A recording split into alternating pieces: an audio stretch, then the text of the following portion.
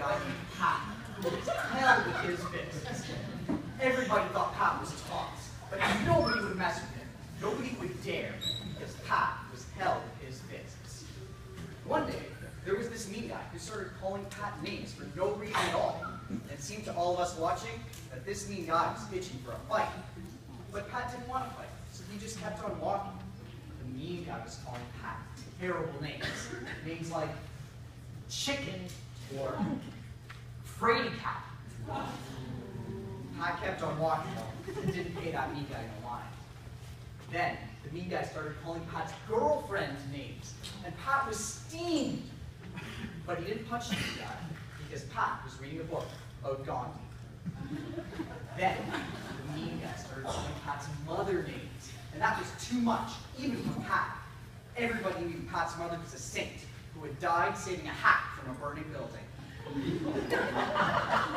Pat's eyes were very big, and his hands curled up into tight little balls, or to put it in another, more succinct way, fists.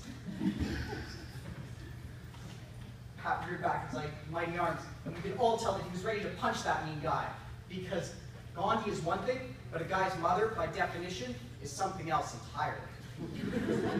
Many people said, "Don't do it, Pat," and "No, Pat," but Pat couldn't hear those people.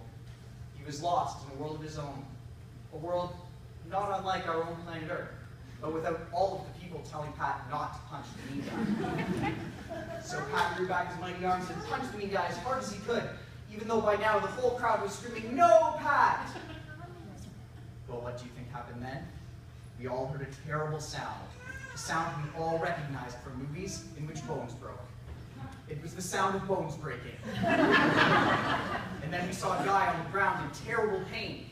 And who do you think that man was? It was Pat.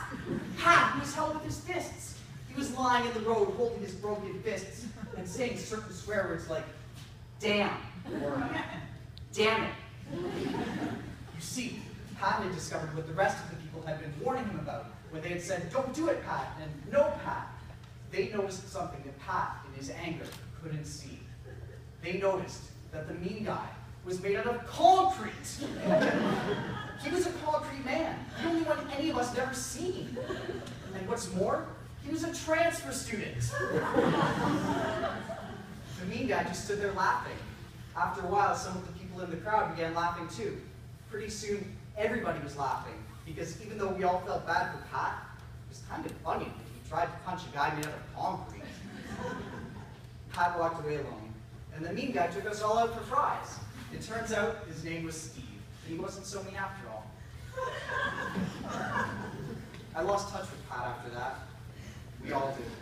He dropped out of school and died a few years later from a stomach disease that he left untreated because he was